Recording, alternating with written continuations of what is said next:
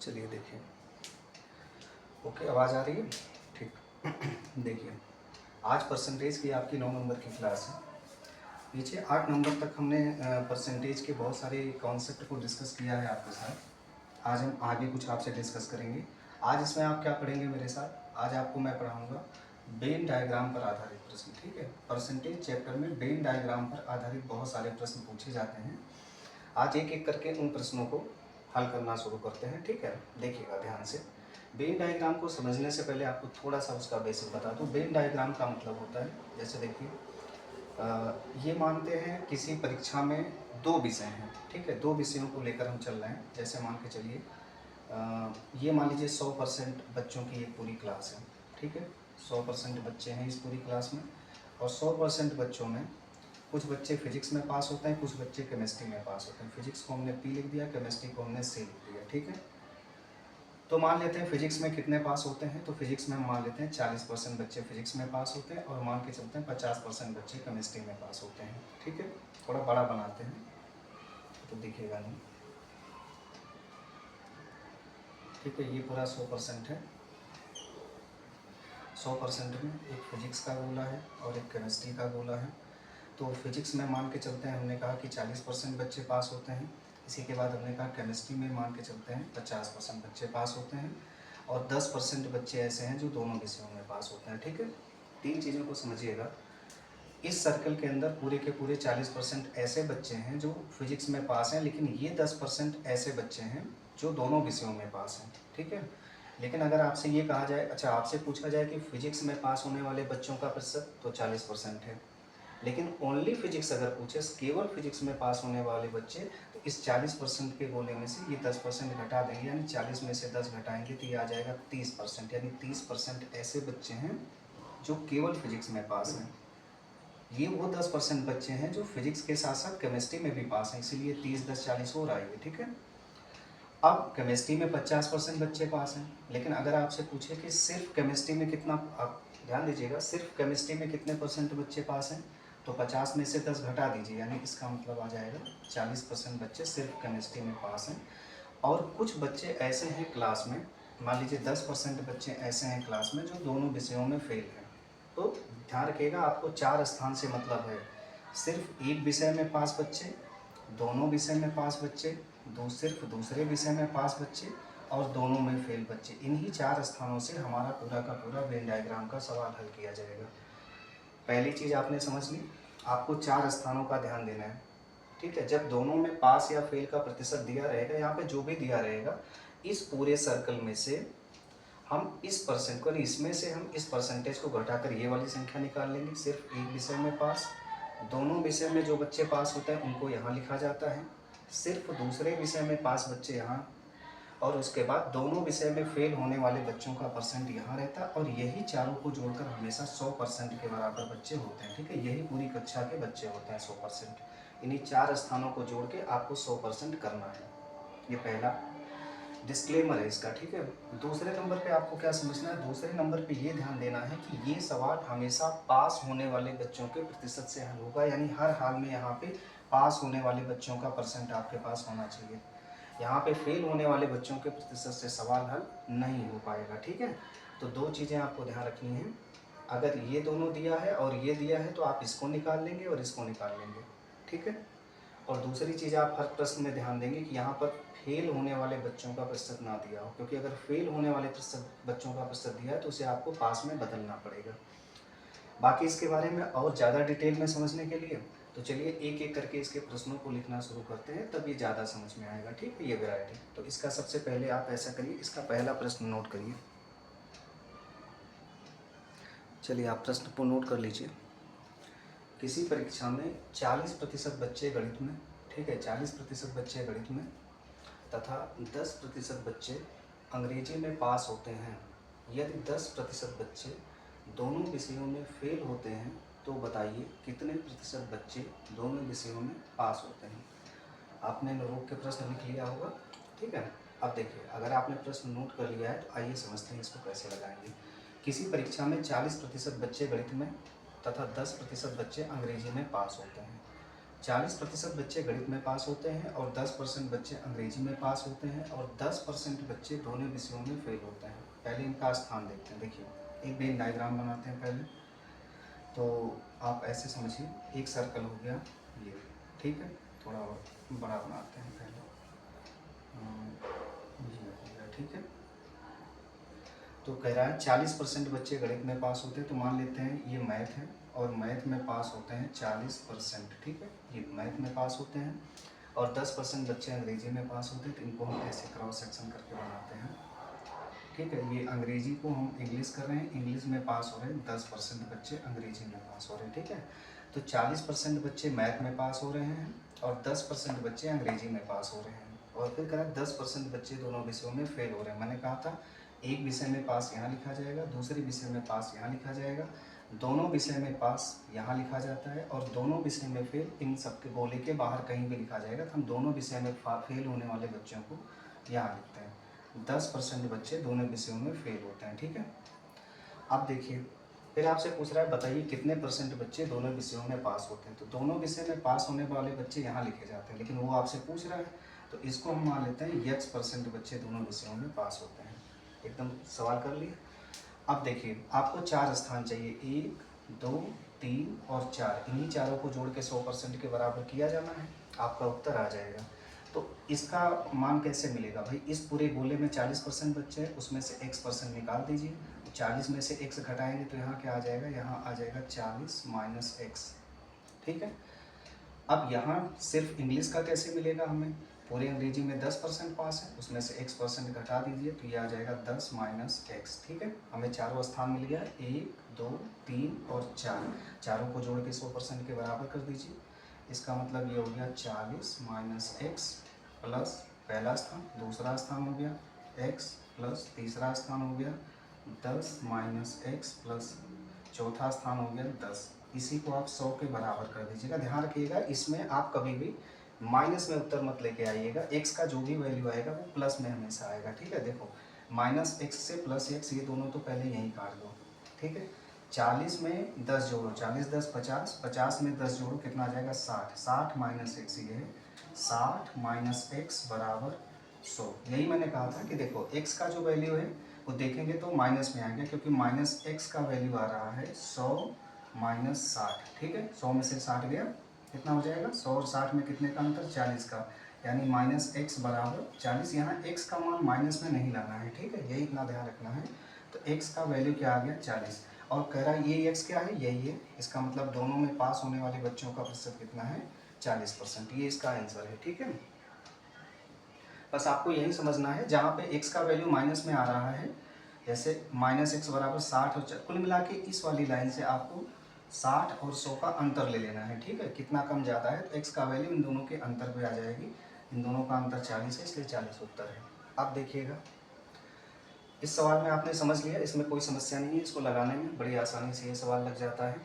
इस सवाल को लगाने में आपने ये देखा था, ये वाला x ये वाला x कट गया था, ये दोनों x कटते हैं, तो इसका मतलब जब हम यहाँ पर x दिया हो या यहाँ पर जो भी संख्या दी हो, यहाँ पर x दिया है तो 40 में से हमने x घटाया तो ये आया, 10 में से हमने x घटाया तो ये आया। इन दोनों x को यहीं काट लो, थोड़ा और सवाल सरल कर लो। देखो एग्जाम में ऐसे चित्र बनाना और दोनों x को काट लेना। अब देखो 1 2 3 4, चारों स्थान को लिखो और 100 के बराबर कर दो। देखो 40 प्लस x, ठीक है। पहले आपने क्या किया, देखो सबसे पहले आप पहला स्थान लिखो, यहाँ बचा 40, आपने ये लिख लिया, प्लस दूसरा स्थान पर x, तीसरे स्थान पर है 10, चौथे स्थान पर है 1 2 3, चौथे स्थान पर है 10, और इसी को आप 100 के बराबर कर दो।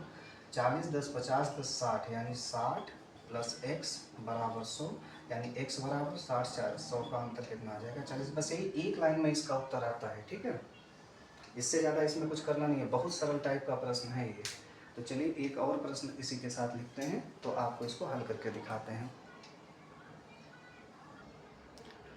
चलिए प्रश्न आपने नोट कर लिया, देखिए प्रश्न आप नोट कर लीजिए पहले। किसी परीक्षा में 65% बच्चे भौतिकी में तथा 75% बच्चे रसायन विज्ञान में पास होते हैं। यदि 10% बच्चे दोनों विषयों में फेल होते हैं तो बताइए कितने प्रतिशत विद्यार्थी दोनों विषयों में पास होते हैं, ये आपका प्रश्न है। ठीक है, आप ध्यान से समझिएगा। है कुछ नहीं, बस एक बार देख लीजिए, किसी परीक्षा में 65% बच्चे जो है भौतिकी में पास होते हैं। ठीक है, आप ऐसे एक सर्कल बना दीजिए, यहाँ पे लिखिए फिजिक्स और यहाँ पे लिखिए 65% बच्चे पास होते हैं। केमिस्ट्री में 75% पास होते हैं, तो चलिए मान लेते हैं ये केमिस्ट्री है और यहाँ पे 75% बच्चे पास होते हैं। ठीक है, फिजिक्स में 65% बच्चे और केमिस्ट्री में 75% बच्चे पास होते हैं।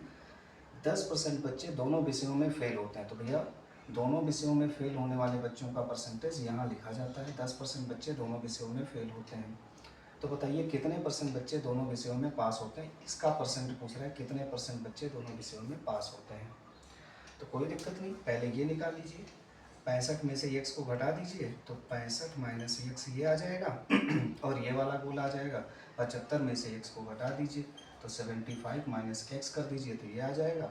अब 1 2 3 4 चारों स्थानों को जोड़ के 100 के बराबर कर दीजिए, तो इसका मतलब पहला स्थान कितना है 65। आप एक काम करिए, x से x को यहीं काट दीजिए, अभी मैंने बताया था कट जाता है कि नहीं। तो 4 स्थान क्या हुए, ये हो गया 65, पहला स्थान हो गया 65, उसके बाद दूसरा स्थान हो गया x, तीसरा स्थान हो गया 75 और चौथा स्थान हो गया 10। इन्हीं चारों को जोड़ के 100 के बराबर कर दीजिए।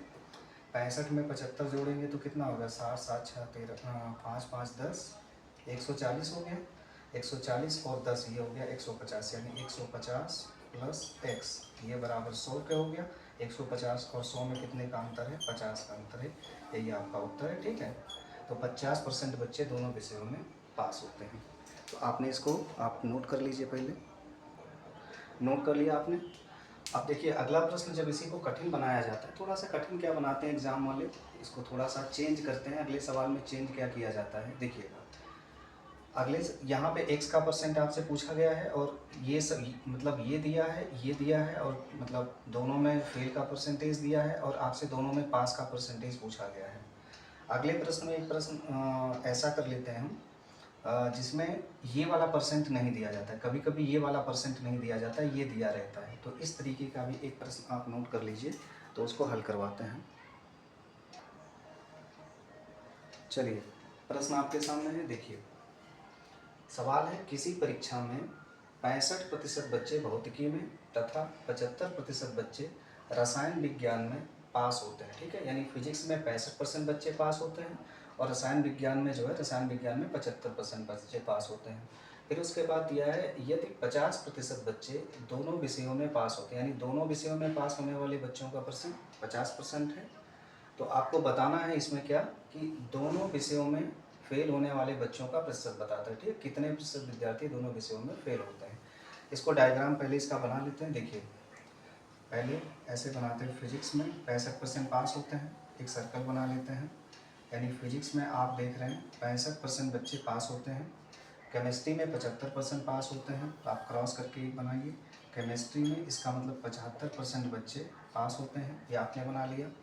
और फिर कह रहा है 50% बच्चे दोनों विषयों में पास होते हैं, तो वो यहाँ पर लिखा जाएगा 50% बच्चे दोनों विषयों में पास होते हैं। ठीक है, बढ़िया सब बिंदु लगा देते हैं। ये 50% बच्चे दोनों विषयों में पास होते हैं, तो बताइए कितने परसेंट बच्चे दोनों विषयों में फेल होते हैं। इस बार इसका परसेंटेज आपसे पूछ रहा है, कोई बात नहीं है, हम इसको निकाल लेते हैं। ये पूरा 65 है, 65 में से 50 घटाते हैं तो ये आ गया कितना, ये 15% आ जाएगा, 15 तो आएगा।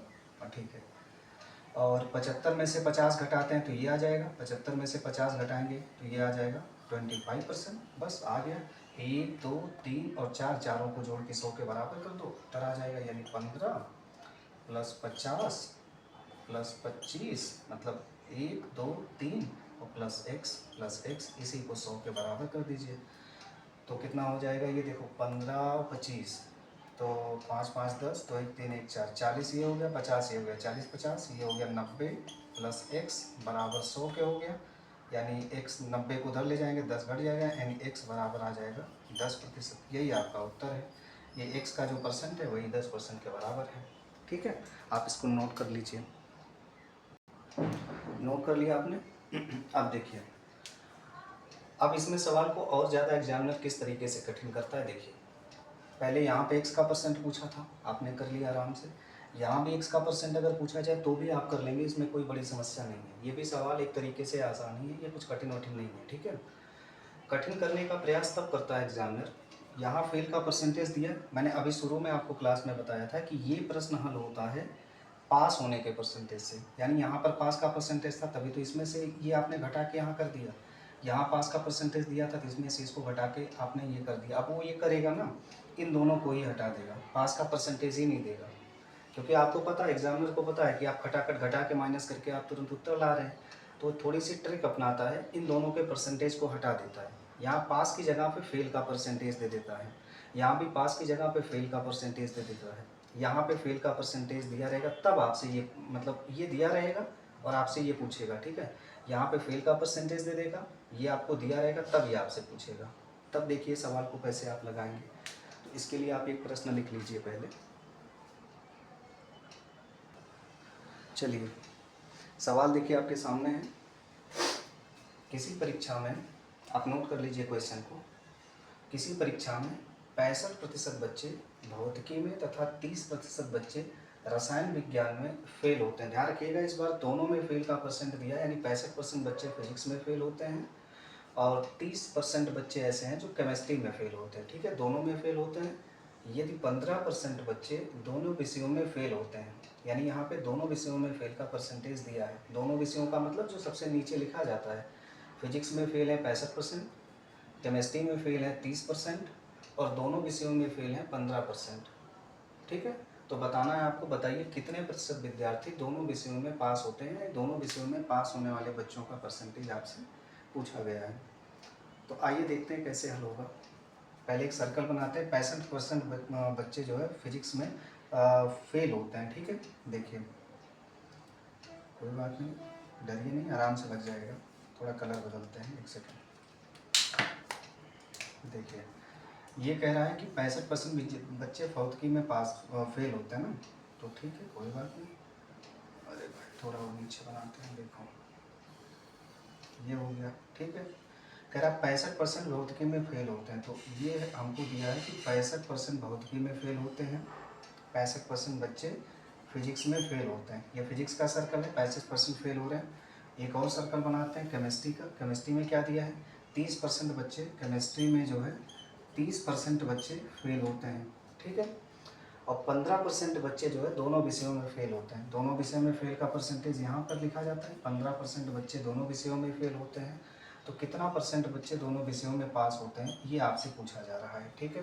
कोई बात नहीं, लेकिन एक जटिल समस्या इसमें ये है कि जब यहाँ पास का परसेंटेज दिया रहता है तो इसमें से हम इसको घटा के ये निकालते थे। अब ये वाली वैल्यू कैसे निकलेगी जब यहाँ की वैल्यू ही नहीं है। तो लेकिन एक चीज़ ये देखिए, 100% बच्चों में 65% बच्चे ऐसे हैं जो फेल हैं, तो इसका मतलब ये है कि 35% बच्चे ऐसे हैं जो पास हैं। यानी फेल का परसेंटेज दिया था तो हमने पास का परसेंटेज निकाल लिया। वैसे यहाँ भी दिया है 30% बच्चे अगर फेल हैं 100 में से 30% बच्चे अगर फेल हैं, तो इसका मतलब कि 70% बच्चे पास हैं। हमारे पास पास का परसेंटेज मिल गया। अब तो कोई समस्या नहीं है, यहाँ भी पास हो गया, यहाँ भी पास, यहाँ भी x का वैल्यू है ये 15%। अब देखो x निकल जाए कैसे, 35 में से x हम माइनस करेंगे तो ये क्या आ जाएगा, 35 माइनस एक्स। 70 में से x माइनस करेंगे तो ये आ जाएगा 70 माइनस एक्स। अब चारों स्थान मिल गए, 1 2 3 और 4, चारों को जोड़ के 100 के बराबर कर दो। और मैंने बताया था ये दोनों x कट ही जाते हैं, तो क्या बचा, यहाँ पे पहला स्थान बचा 35 प्लस दूसरा स्थान क्या बचा x, तीसरा स्थान क्या हो गया 70, चौथा स्थान क्या हो गया 15। इसी को जोड़ के 100 के बराबर कर दो। तो 35 और 15 कितना होगा, 5 5 10, 1 और 3 4 और 1 5, 50 ये हो गया, 70 ये हो गया, 7 5 12, यानी 120 प्लस x ये बराबर 100 के हो गया। यानी x बराबर आ गया 120 और 100 में 20% का अंतर है, तो यही 20% आपका उत्तर हो गया। यानी दोनों विषयों में पास होने वाले बच्चों का परसेंटेज 20%, ठीक है। तो आप इसको पहले नोट कर लीजिए। चलिए आपने नोट कर लिया होगा इस प्रश्न को, ठीक है। अब देखिए, मतलब आपने ये बड़ी बढ़िया से समझ लिया कि चाहे फेल का परसेंटेज दिया हो चाहे पास का परसेंटेज दिया हो, आप इस प्रश्न को भली भांति कर लेंगे। पहले पास का परसेंटेज दिया जाता था, आप आराम से करते थे। यहाँ पे फेल का परसेंटेज उसने दे दिया, तो आपने फेल के परसेंटेज से पास का परसेंटेज निकाल के इस प्रश्न को हल कर दिया। मैंने फेल और पास के परसेंटेज में कुछ भी दे तो आप प्रश्न को जो है छोड़ेंगे नहीं, आप कर लेंगे आराम से। अब एग्जामिनर को लगता है कि ये फेल पास के परसेंटेज से भी काम चल नहीं रहा है, तो ऐसा करते हैं, थोड़ा और कठिन करते हैं। तो पता है अब इस सवाल में कठिन करने के नाम पर क्या करेगा, अब वो फेल पास तो देगा ही, मतलब एक में फेल दे देगा, एक में पास दे देगा, तो भी आपको कोई बड़ी समस्या नहीं होगी। फेल जहाँ रहेगा उसे आप पास कर ही लेंगे। अब आपको किसी 1% की वैल्यू दे देता है, और किसी 1% की वैल्यू देके आपको किसी दूसरे परसेंट की वैल्यू पूछता है। इसमें से किसी भी 1% की वैल्यू दे देगा और फिर आपसे कुछ भी पूछ लेगा इसमें से, ठीक है। तो इस तरीके के जो प्रश्न होते हैं, आप चलिए एक प्रश्न नोट करवा देते हैं आपको, तो आप हल करिए।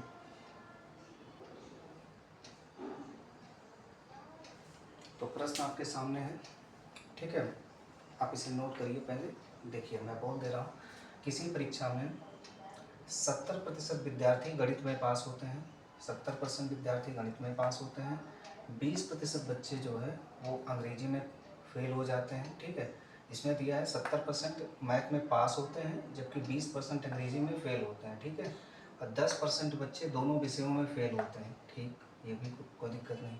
फिर दिया है तथा 2400 बच्चे दोनों विषयों में पास होते हैं, यानी 2400 बच्चे दोनों विषयों में पास होते हैं। तो बताइए, 3 प्रश्न आपसे पूछा गया इसमें, कक्षा में कुल कितने विद्यार्थी हैं, केवल अंग्रेजी विषय में कितने बच्चे पास होते हैं। मैंने शुरू में बताया था ना कि केवल मैथ और केवल इंग्लिश भी पूछा जाता है, तो वही पूछ रहा है, केवल अंग्रेजी में कितने बच्चे पास होते हैं, केवल मैथ में यानी केवल गणित में कितने बच्चे पास होते हैं। तो ये आप नोट कर लिए होंगे प्रश्न। तो चलिए इसको जो है हल करके दिखाते हैं आपको कैसे हल होगा। कुछ नहीं है, बस एक समझ को विकसित करनी है, आप वो अंडरस्टैंडिंग डेवलप कर लीजिए, कोई बड़ी समस्या नहीं होगी। देखिए कैसे हल करते हैं। किसी परीक्षा में 70% विद्यार्थी गणित में पास होते हैं, यहाँ कोई चेंज नहीं करना, आपको दिख रहा होगा। देखिए डायग्राम बनाते हैं, यहाँ पे दिया है कि 70% बच्चे क्या होते हैं, थोड़ा और बड़ा बना देते हैं इसको, स्पेस कम है इस बार। देखो यहाँ पे है 70% बच्चे, ये मैथ का सर्कल है, ठीक है। 70% बच्चे मैथ में पास होते हैं, यहाँ कोई दिक्कत नहीं, यहाँ तो पास का परसेंटेज दिया हुआ है।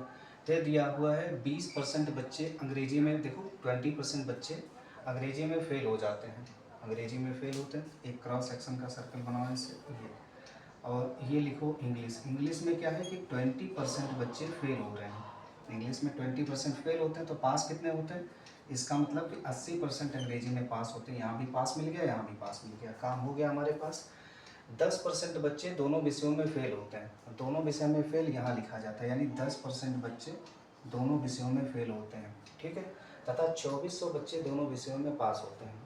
यहाँ पर दिया है 2400 बच्चे दोनों विषयों में पास होते हैं, लेकिन यहाँ पर परसेंट इस बार नहीं दिया, तो मान लेते हैं x% बच्चे दोनों विषयों में पास होते हैं। इसी का वैल्यू कितना दिया गया है, इसी का वैल्यू दिया गया है आपको 2400, ठीक है।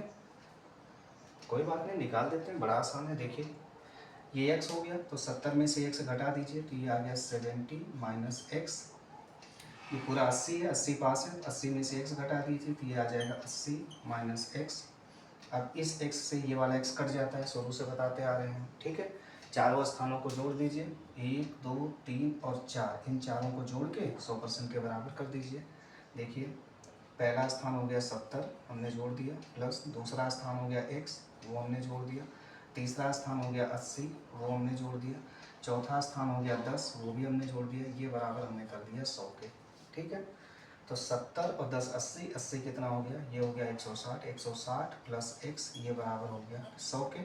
100 से कितना जाता है 160, 60 जाता है, तो ये x का वैल्यू हो जाएगा, यानी x बराबर कितना आ जाएगा 60%, यानी इस वाले x का वैल्यू आ गया 60%। और इसी 60% की वैल्यू कितनी दी गई है 2400, इसी 60% की वैल्यू 2400 दी गई है, ठीक है। तो आपसे क्या क्या प्रश्न पूछ रहा है, देखिए पहला प्रश्न आपसे पूछ रहा है कक्षा में कुल विद्यार्थी, ध्यान रखिएगा किसी भी कक्षा में कुल विद्यार्थी जो है वो हमेशा 100% होते हैं, ठीक है। तो आपको 100% निकालना है, यानी जब 60% का वैल्यू कितना दिया गया है 2400, 60% का वैल्यू 2400 दिया गया है, तो आपको 100% निकालना है। तो कैसे निकालेंगे, 2400 में इस 100% का गुणा कर दीजिए बटे, और इस 60% से भाग दे दीजिए, ठीक है। एक जीरो से एक जीरो ये कट जाएगा, 6 से 240 काटना, 6 चौक 24, यानी ये कट जाएगा 40 बार, 40 का 100 से गुणा हो जाएगा, तो ये हो जाएगा 4400, ये उत्तर आएगा 4000, पहला उत्तर आ गया। अब दूसरा पूछ रहा है केवल इंग्लिश में कितने बच्चे पास होते हैं। ध्यान रखिएगा, आपको बताएं इंग्लिश में 20% फेल थे, 80% पास थे, लेकिन ये जो 80% पास हैं ये पूरे अंग्रेजी में पास हैं। अगर केवल इंग्लिश कहे तो केवल इंग्लिश सिर्फ यही इतना है, बस केवल इंग्लिश यही है।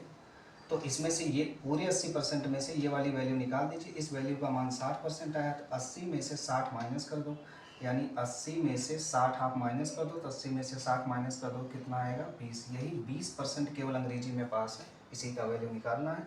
यदि 60% बराबर 2400 है तो आप 20% का वैल्यू निकाल दो। कैसे निकालोगे, 2400 में 20% का गुणा कर दोगे और 60 से भाग कर दोगे। यहाँ बार बार ये लिखने की ज़रूरत नहीं है, ठीक है। 60% बराबर 2400, तो 20% बराबर क्या निकालोगे, 2400 का उतार लोगे, मतलब 20% बराबर 2400 में 20% का गुणा और 60 से भाग। तो देखो 20 एकम 20, 20 दिया 24 हो गया, 3 एकम 3, 3 अठे 24, यानी ये संख्या आ गई 800, ठीक है। ये भी आपने कर लिया। अब अगला प्रश्न क्या कह रहा है, केवल मैथ में कितने परसेंट बच्चे पास होते हैं। बस वही करना है, 70% बच्चे मैथ में पास हैं, 70% में से ये वाला परसेंट निकाल दो, तो केवल मैथमेटिक्स का आ गया। ये परसेंट कितना है, ये परसेंट आपको ये देखो 60% निकला है, तो 70 में से 60 घटा दो, तो यही करना है आपको, 70 में से 60 माइनस करना है, तो ये आ जाएगा 10% बच्चे केवल मैथ में पास हैं। तो वही चीज़, 60% का वैल्यू 2400 है, तो 10% का वैल्यू आपको निकालना है। तो क्या करोगे, 2400 में 10 का गुणा कर दो और उसके बाद ये 60% नीचे कर दो, 0 से 0 कट गया, 6 कम 6, 6 चौक 24, ये 40 हो गया, 40 का 10 से गुणा करोगे तो 400 आ जाएगा। ये 400 केवल मैथ में पास बच्चों का की संख्या है, ठीक है। तो ये प्रश्न आपने पूरी तरीके से कर लिया। आप इसको पहले नोट करिए, लिख लिया आपने। चलिए देखिए, अब आपने समझ लिया है तो आगे इसमें समझिए। आप ये देख चुके हैं कि इसमें किसी भी तरीके से अगर प्रश्न को पूछा जाए तो आप उसका जवाब दे रहे हैं। मतलब आप ध्यान से देखिएगा, पहले पास का परसेंटेज दिया था, पास का परसेंटेज दिया था, यहाँ पे एक्स दिया था, तो भी आपने निकाल लिया प्रश्न को। और जब एग्जामिनर इसी प्रश्न को कठिन करता है तो पता है क्या करता है, यहाँ पे फेल का परसेंटेज डाल देता है, यहाँ पे फेल का परसेंटेज। तो भी आपने सीख लिया कि अगर फेल का परसेंटेज दिया है तो आप पास का परसेंटेज लगा देंगे। मतलब एक विषय में अगर इतने बच्चे फेल हो रहे हैं तो आप पास का परसेंटेज निकाल देंगे, दूसरे विषय में इतने % बच्चे फेल हो रहे हैं तो भी आप पास का परसेंटेज करके सवाल लगा देंगे। जब ये भी नहीं हो पाया, तो इससे ज़्यादा जब प्रश्न कठिन करता है तो क्या करता है, यहाँ पे किसी एक % की वैल्यू दे देता है, या फिर ये वाली वैल्यू गायब कर देता है, ठीक है। या फिर यहाँ पे 1% की वैल्यू दे देता है, फिर आपसे पूछता है किसी भी % का वैल्यू फिर आपसे पूछ लिया जाएगा, ठीक है। तो 1% की, किसी भी 1% की वैल्यू देकर आपसे किसी भी परसेंटेज की वैल्यू पूछी जा सकती है। अब आप देखिए, इसी सवाल को जब और ज़्यादा कठिन करेगा अब एग्जामिनर, अब जो जैसे एसएससी के मेंस की परीक्षाएं होती हैं, जैसे एसएससी टियर 2 का एग्ज़ाम होता है, मेंस का एग्ज़ाम होता है, तो उसमें यहाँ तक के सवाल तो मान के चलते हैं कि प्री में आ जाते हैं, लेकिन मेंस का सवाल जब ये बनेगा तो आपको और ज़्यादा कठिन करने का प्रयास करेगा इसी प्रश्न को। तो क्या कठिनाई करता है इसमें समझाते हैं आपको। देखिए क्या पूछा जाता है, जैसे अगर उसने दिया है कि, ध्यान से देखिएगा, समझने की चीज़ है, दिया है अगर मैथ में कुछ % बच्चे फेल होते हैं, मतलब मैथ में मान लीजिए, यही इंग्लिश मान लेते हैं, इंग्लिश में 20% बच्चे फेल हो रहे हैं, तो आपने निकाल लिया कि 80% बच्चे पास हैं, यानी एक विषय में फेल के परसेंटेज से उसमें पास का परसेंटेज आ जाता है, ठीक है। दूसरे विषय में फेल के परसेंटेज से पास का परसेंटेज आ ही जाएगा, फिलहाल तो यहाँ पास ही दिया था, यहाँ कोई दिक्कत नहीं है। यानी एक विषय में फेल के परसेंटेज से आपने पास का परसेंटेज निकाल के सवाल हल कर लिया, ठीक है। अब दूसरी बात समझिएगा, अगर कहा जाए किसी परीक्षा में 20% बच्चे दोनों विषयों में पास हैं, 20% बच्चे दोनों विषयों में पास हैं, तो वो यहाँ लिखा जाएगा। आप इसको ऐसे नहीं चेंज कर सकते, जैसे आपने यहाँ पे चेंज कर दिया कि 20% बच्चे अगर अंग्रेजी में पास हैं तो इसका मतलब 80%, 20% बच्चे अंग्रेजी में फेल हैं तो इसका मतलब 80% बच्चे अंग्रेजी में पास हैं। लेकिन अगर लिखा है कि 20% बच्चे दोनों विषयों में पास हैं, ध्यान रखिएगा 20% बच्चे दोनों विषयों में पास हैं, तो इसका मतलब बिल्कुल नहीं है कि 80% बच्चे दोनों विषयों में फेल हैं। 80 इसका मतलब ये नहीं है, क्योंकि यहाँ वो स्थान ये है, ठीक है, आप समझ गए होंगे। तो कभी कभी एग्जामिनर यही करता है, आपको 4 स्थान की ज़रूरत है, 1 2 3 और 4, इस 4 स्थान में इस वाले स्थान की वैल्यू हटा ही देता है, क्योंकि जैसे यहाँ दिया है 10% बच्चे जो है फेल हो रहे हैं, तो ठीक है, अगर 10% बच्चे फेल हो रहे हैं और इस चीज़ को हटा दिया जाए तो 1, 2, 3 ही स्थान तो बचेगा। इसको जब तक नहीं देगा तब तक आप एग्ज़ाम में सवाल को कैसे हल करेंगे। तो इसीलिए इसको हटाकर वो एक विशेष तरीके की लैंग्वेज का प्रयोग करके इसको देता है। तो उस एक विशेष तरीके के सवाल को हम पहले नोट कर लेते हैं, तो फिर आपको बताते हैं कि वो प्रश्न क्या है और किस तरीके से उसे हल किया जाएगा। ठीक है, तो एक प्रश्न और इसमें लिख लीजिए, या अगर आप कहिए तो उससे पहले एक प्रश्न और करवा दें इसमें। नहीं ठीक है, मुझे लगता है हो जाएगा। एक प्रश्न और आप नोट कर लीजिए। चलिए इसी तरीके का एक प्रश्न और कर लेते हैं, थोड़ी सी आपकी प्रैक्टिस हो जाएगी। ठीक है, तब ये कठिन वाला प्रश्न करवाते हैं। तो पहले इसी तरीके का एक और प्रश्न आप नोट कर लीजिए।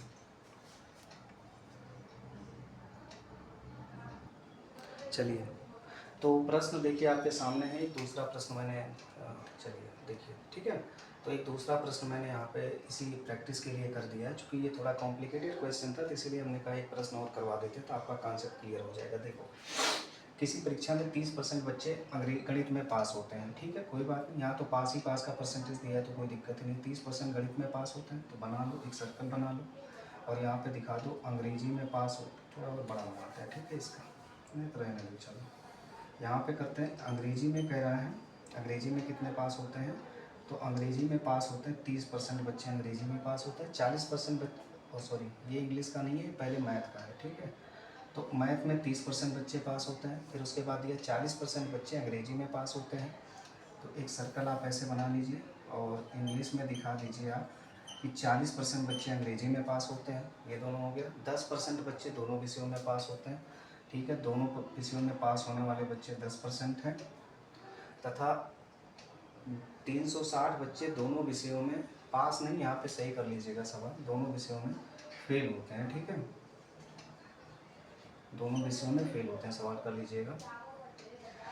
360 बच्चे दोनों विषयों में फेल होते हैं, तो बताइए कक्षा में कुल कितने विद्यार्थी हैं। अब केवल अंग्रेजी में, केवल मैथमेटिक्स में और दोनों विषयों में पास बच्चों की संख्या आपको बतानी है। ठीक है, कोई बात नहीं। तो ये दिया है, देखो 30% गणित में पास होते हैं, 40% अंग्रेजी में पास होते हैं, वो हमने लिख लिया। 10% बच्चे दोनों विषयों में पास होते हैं, वो हमने लिख लिया। तथा 360 बच्चे दोनों विषयों में फेल होते हैं। यानी यहाँ पे मान लो x% बच्चे हैं और इन्हीं का वैल्यू दिया है 360। ठीक है, x% बच्चे दोनों विषयों में फेल होते हैं, इन्हीं का वैल्यू 360 दिया है। अब आपको हल करना है इसे, कोई दिक्कत नहीं, आप हल कर लेंगे। 30 में से 10 घटाएंगे तो यहाँ पे 20% आ जाएगा। 40 में से 10 घटाएंगे तो यहाँ पे 30% आ गया। सबको जोड़ के 100% के बराबर कर दीजिए। इसका मतलब पहला स्थान हो गया 20 प्लस अगला स्थान हो गया 10 प्लस अगला स्थान हो गया 30 प्लस अगला स्थान हो गया x। ठीक है, यही बराबर 100 के होगा। तो 20 10 30 30 60, 20 10 30 30 60, यानी ये हो गया 60 प्लस x, ये बराबर 100 के हो गया। 60 और 100 में 40 का अंतर है, तो यानी x बराबर आ जाएगा 40%। ठीक है, ये जो 40% है ये वैल्यू है, यानी 40% का ही वैल्यू 360 है। तो अब हम एक एक करके सारे प्रश्नों को हल कर देते हैं। पहला प्रश्न देखिए, कहता है कक्षा में कुल विद्यार्थी, तो 100% है। पहला एक बार नोट कर लेते हैं कि 40% का वैल्यू कितना दिया है, 40% का वैल्यू दिया है 360। ठीक है, इसी से सारे सवाल हल होंगे। जब 40% का वैल्यू 360 है तो कक्षा में कुल विद्यार्थी होते हैं 100%। 100% का वैल्यू निकाल दीजिए, 360 को 100 से गुणा कर दीजिए और इसे 40 से भाग दे दीजिए। ठीक है, 40 का 9 बार कैंसिल होगा, 40 एक बार कटेगा, 40 9 बार कटेगा, 9 का 100 से गुणा होगा तो उत्तर आ जाएगा 900 बच्चे हैं पूरी कक्षा में। तो दूसरा सवाल हल करते हैं। केवल अंग्रेजी में कितने % बच्चे पास हैं। भाई ये तो अंग्रेजी में पूरे 40 है, उसमें से 10 घटा है, तो केवल अंग्रेजी में यही 30% है। आपको 30% का वैल्यू निकालना है। तो 30% का वैल्यू कैसे निकलेगा, जब 40% बराबर 360 है तो आपको 30% का वैल्यू निकाल दीजिए, यानी 360 में इस 30% का गुणा कर दीजिए और इस 40 को नीचे कर दीजिए। 40 एक बार, 40 9 बार कट जाएगा, 9 का 3 से गुणा हो जाएगा तो 270 बच्चे हो जाएंगे। इसी तरीके से अगर कहें केवल गणित में, तो केवल गणित में 20% बच्चे पास हैं, तो 20% की वैल्यू कैसे निकालोगे, 20% भी निकल जाएगा। अगर 40% बराबर 360 है तो 20% का वैल्यू हो जाएगा 360 गुणे 20 और बटे ये 40 नीचे आ जाएगा। 20 से 2 बार कटेगा, 360 का आधा कर दोगे तो 180 बच्चे आ जाएंगे। दोनों विषयों में पास होने वाले कितने बच्चे हैं, तो दोनों विषयों में पास होने वाले बच्चे 10% हैं। तो कोई बात नहीं, 40% बराबर 360 है तो 10% का वैल्यू यहीं निकाल देते हैं। 10% का वैल्यू कैसे निकालोगे, 360 में 10 का गुणा कर दोगे और बटे ये 40 यहाँ नीचे आ जाएगा। ठीक है, 40 से 9 बार कटेगा, 4 9 36, 9 का 10 से गुणा होगा तो कुल मिला के आ जाएंगे 90 बच्चे। ठीक है, तो ये सारे सवाल आप बड़े आराम से कर लेंगे। ये वैरायटी आपने कर लिया। अब आपको वो बताते हैं, जब यहाँ का परसेंटेज अभी तो दिया है, यहाँ की वैल्यू दी गई है, यहाँ पे x का वैल्यू देके इसका वैल्यू दिया है। इसी सवाल को जब मैंने बताया अभी कि बहुत ज़्यादा कठिन करता है, तो इस चीज़ को बिल्कुल एकदम छिपा देता है वो। और जब ये वैल्यू बिल्कुल गायब हो जाएगी तो ये सवाल हल ही नहीं हो सकता, क्योंकि 1 2 3 4 स्थान का होना ज़रूरी है। ये स्थान बिल्कुल गायब कर देता है। वो देता है ऐसा नहीं है, लेकिन एक विशेष तरीके की भाषा का प्रयोग करता है। तो इसको आप नोट कर लीजिए। तो पहले उस प्रश्न को लिखा देते हैं, फिर आपको जो है वो प्रश्न भी हल करा देते हैं। तो चलिए प्रश्न को नोट करिए।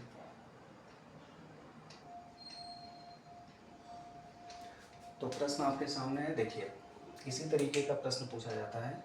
एक सर्वेक्षण में यह पाया गया कि 60% लोगों को कॉफ़ी पसंद है, ठीक है, और 70% लोगों को चाय पसंद है। यदि प्रत्येक व्यक्ति दोनों में से कोई एक पेय पदार्थ अवश्य पीता है तथा 180 लोग चाय और कॉफ़ी दोनों पीते हैं, तो बताइए कुल कितने लोगों पर सर्वेक्षण किया गया है। तो इसमें एक चीज़ ये ध्यान दीजिए, 60% लोग तो चाय पीना पसंद करते हैं, चलो कोई बात नहीं। 70% लोग कॉफ़ी पीना पसंद करते हैं, ये भी ठीक है, 2 दिया है। अब इसमें देखो, इसको बनाते हैं पहले, तब आपको समझ में आएगा ये कॉम्प्लेक्सिटी क्या है इस सवाल की। देखो 60% लोगों को चाय पसंद है, एक पहले डायग्राम बना लेते हैं। ये मान लो चाय वाले लोग हैं और ये कितने हैं, 60% है। 60% लोगों को चाय पसंद है, ठीक है। टी का मतलब, सी का मतलब, सी से चाय नहीं करते हैं। और एक चीज़ ध्यान रखिएगा, मैं जब भी पढ़ाता हूँ हमेशा लिखता हूँ रोटी कपड़ा और मकान पर 10% का खर्चा होता है, ठीक है। तो रोटी में ऐसे नहीं लिखता, रोटी कपड़ा। और आप जब कंपटीशन की तैयारी कर रहे हैं तो रोटी को ऐसे लिखना भी मत, ठीक है, क्योंकि देखो जितना कम आप लिखेंगे कंपटीशन में उतना समय आपका बचेगा। मैं इसलिए ऐसे अंग्रेजी में लिख देता हूँ ताकि आप इसी तरीके से देख के इसी तरीके से छोटे में लिखना सीखें, ठीक है। जितना छोटे में आप लिखेंगे वही आदत आपकी पड़ी रहेगी तो एग्ज़ाम में कम समय लगेगा, ठीक है। ऐसा नहीं है कि हमें लिखना नहीं आता या हमें कोई समस्या है लिखने में। देखो तो 60% लोगों को चाय पसंद है, सी से चाय हमने कर दिया, चाय 60% लोगों को पसंद है और 70% लोगों को कॉफ़ी पसंद है। तो कॉफ़ी पसंद है, 70% लोगों को कॉफ़ी पसंद है, कोई बात नहीं भाई। 60% लोगों को चाय पसंद है, 70% लोगों को चाय काफ़ी पसंद है, और प्रत्येक व्यक्ति कोई ना कोई एक पेय पदार्थ अवश्य पीता है तथा 180 लोग चाय और कॉफ़ी दोनों पीते हैं। यानी यहाँ पर हमें तो परसेंट दिया नहीं है, लेकिन इसका वैल्यू दिया गया है। इसका वैल्यू है 180 लोग चाय और कॉफ़ी दोनों पीते हैं। जो दोनों पीते हैं उनको मान लेते हैं x% है, और उसी का वैल्यू 180 दिया है। ये वैल्यू कहाँ दिया है, ऐसा कोई चीज़ कहाँ दिया है कि जिसमें ये वैल्यू दिया हो कि दोनों में फेल का परसेंटेज, या दोनों ना तो चाय पीते हैं ना तो कॉफ़ी पीते हैं। देखो 60% लोग चाय पीते हैं, समझ में आता है, ठीक है, यहाँ लिखा जाएगा। 70% कॉफ़ी पीते हैं, यहाँ लिखा जाएगा। x% दोनों नहीं, दोनों पीते हैं, वो यहाँ लिखा जाएगा। लेकिन वो चीज़ कहाँ लिखी गई है कि जो वो व्यक्ति कितने हैं जो ना तो चाय पीते हैं और ना तो कॉफ़ी पीते हैं, ये तो दिया नहीं है। तो जब ये दिया नहीं है तो ये सवाल हल कैसे होगा, हल होगा इसलिए क्योंकि इसी को ना देके उसने एक सेंटेंस बोला है इसमें, प्रत्येक व्यक्ति, देखो लिखा है यदि प्रत्येक व्यक्ति दोनों में से कोई एक पेय पदार्थ अवश्य पीता है। इसका मतलब समझो, हर व्यक्ति, जितने भी लोगों पर सर्वेक्षण किया गया है उसमें से 60% लोग चाय पीते हैं, 75% लोग, 70% लोग कॉफ़ी पीते हैं, और हर व्यक्ति चाय अथवा कॉफ़ी में से नहीं, इसमें क्या दिया है, प्रत्येक व्यक्ति दोनों में से कोई एक पेय पदार्थ अवश्य पीता है। इसका मतलब हर व्यक्ति या तो चाय पीता है या तो कॉफ़ी पीता है, यही तो है इसका मतलब। प्रत्येक व्यक्ति दोनों में से, यानी चाहे चाय या फिर कॉफ़ी, दोनों में से कोई एक पेय पदार्थ अवश्य पीता है। यानी ये कहना चाहता है कि हर व्यक्ति या तो चाय पीता है या तो कॉफ़ी पीता है या तो दोनों में से कोई एक पीता है। यानी ऐसे व्यक्ति कितने हैं जो ना तो चाय पीते हैं ना तो कॉफ़ी पीते हैं, ऐसे व्यक्ति शून्य होंगे। और वही तो हमें चाहिए यहाँ पे, यही तो चाहिए कि जो व्यक्ति ना चाय पिए ना कॉफ़ी पिए, ऐसे लोगों की संख्या 0% है। ये 0% ना देके उसके लिए उसने ये सेंटेंस दे दिया है कि आप इसका मर्म समझे और फिर यहाँ 0% लगाएं। और जैसे ही आपको यहाँ 0% मिल गया, आपका उत्तर निकल गया। देखिए कैसे, ये x है तो 60 में से हमने x घटा दिया, तो ये हो गया 60 माइनस एक्स, ये 70 है, 70 में से एक्स घटा दो, तो ये हो गया 70 minus x, 60 minus x, x 70 minus x, और ये 0% दिया ही है। आप हल कर लीजिए, देखिए ये एक्स से एक्स यहीं कट जाता है। इसका मतलब ये हो गया, यहाँ पहला स्थान हो गया 60, दूसरा स्थान हो गया एक्स, तीसरा स्थान हो गया 70 और चौथा स्थान हो गया 0, और यही बराबर किसके हो गया 100 के। तो 70 और 60 जोड़ दो, 70 और 60 में 0 जोड़ोगे वही आएगा, 70 और 60 होता है 130 प्लस एक्स बराबर ये हो गया 100। 130 और x में 30 का अंतर है, यानी यही x बराबर आ जाएगा 30%।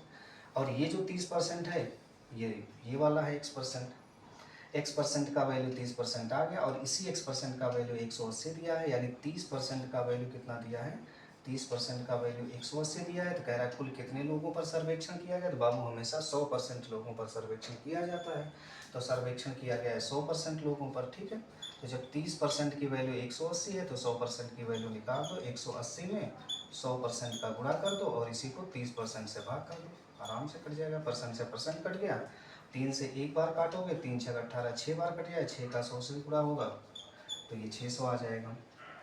अब एक सवाल मतलब लिखा नहीं रहे हैं क्योंकि वीडियो लंबी हो रही है, उसको बता देते हैं। क्रिकेट पर भी कभी कभी क्रिकेट या हॉकी पर देखो एक सवाल पूछा जाता है, ठीक है।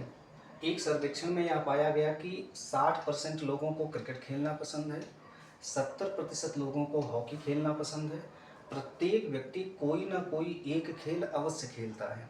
ऐसे सेंटेंस लिखा रहेगा, ध्यान रखिएगा। प्रत्येक व्यक्ति कोई ना कोई एक खेल अवश्य खेलता है। यदि इतने लोग दोनों खेल खेलते हैं तो बताइए कितने लोगों पर सर्वेक्षण किया गया। इस तरीके का भी सवाल समझ लेंगे। जब यहाँ 0% रहेगा तो उसकी भाषा हमेशा रहेगी, क्रिकेट और हॉकी की बात रहेगी तो कहेंगे प्रत्येक व्यक्ति कोई ना कोई खेल अवश्य खेलता है। चाय अथवा कॉफ़ी की बात है तो लिखा है प्रत्येक व्यक्ति कोई ना कोई एक पेय पदार्थ अवश्य पहनता है, ठीक है। एक व्यक्ति गुची पहनता है, एक व्यक्ति रिबॉक पहनता है, तो कहेगा प्रत्येक व्यक्ति कोई ना कोई ब्रांड का कपड़ा या जूता अवश्य पहनता है। ये सेंटेंस का मतलब है यहाँ 0% रखना है। अगर आपने ये समझ लिया है तो वेन डायग्राम के मुझे लगता है सारे प्रश्न आप कर ले जाएंगे, आपको किसी भी प्रश्न में किसी प्रकार की समस्या अब नहीं आएगी, ठीक है। इसके बाद आपको क्या पढ़ाएंगे, यहाँ से ये वेन डायग्राम का टाइप समाप्त हुआ। इसके बाद आपको जब हम पढ़ाएंगे तो मिश्रण पर आधारित प्रश्न पूछे जाते हैं, और कुछ जो है पुराना मूल्य नए मूल्य पर आधारित प्रश्न पूछे जाते हैं। अभी जनसंख्या और चुनाव पर आधारित प्रश्न बचे हैं, और विविध प्रकार के कुछ प्रश्न बचे हुए हैं। इन सारी वेराइटीज़ को जब खत्म कर देंगे तो आपका परसेंटेज पूरा समाप्त हो जाएगा, ठीक है। तो चलिए आज की क्लास यहीं समाप्त करते हैं, मिलेंगे नेक्स्ट क्लास में, ठीक है। धन्यवाद।